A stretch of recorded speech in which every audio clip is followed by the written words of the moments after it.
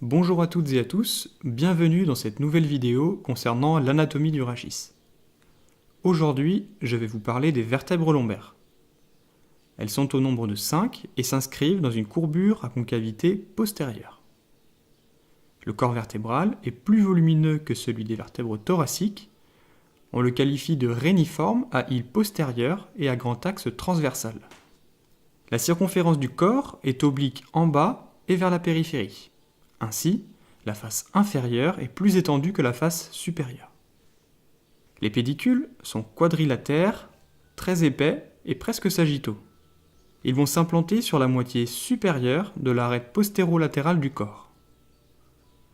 Le bord supérieur est un peu concave en haut, tandis que le bord inférieur est fortement échancré.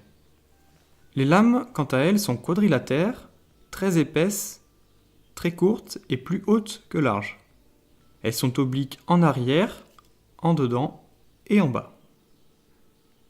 Ensuite, nous avons le processus épineux, qui est épais, quadrilatère également, et il va être aplati de dehors en dedans.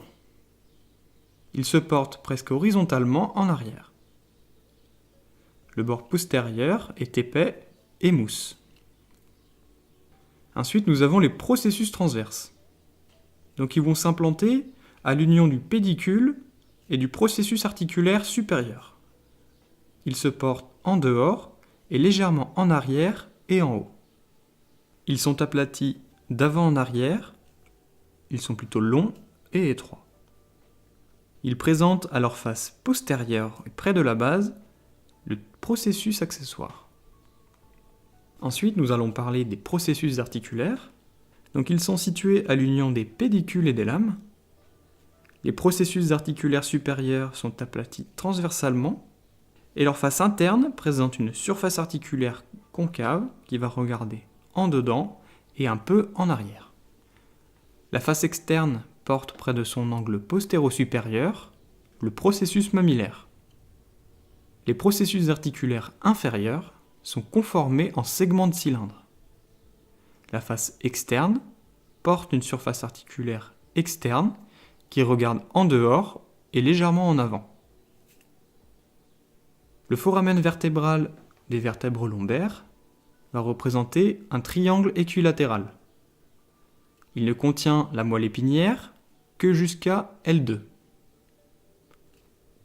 Le foramen intervertébral est de forme auriculaire à concavité antérieure. Il va regarder en dehors. Ensuite, nous avons quelques caractéristiques particulières. Donc, concernant la première vertèbre lombaire, son processus transverse est moins développé que sur les autres vertèbres lombaires. La vertèbre L5 aussi présente quelques caractéristiques particulières.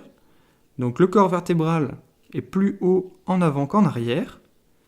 Il va être plus volumineux que celui des autres vertèbres lombaires également. Les processus transverses sont courts et massifs. Et les processus articulaires inférieurs sont plus externes que les supérieurs. Ils vont répondre au sacrum. Je vous remercie d'avoir suivi cette vidéo jusqu'au bout.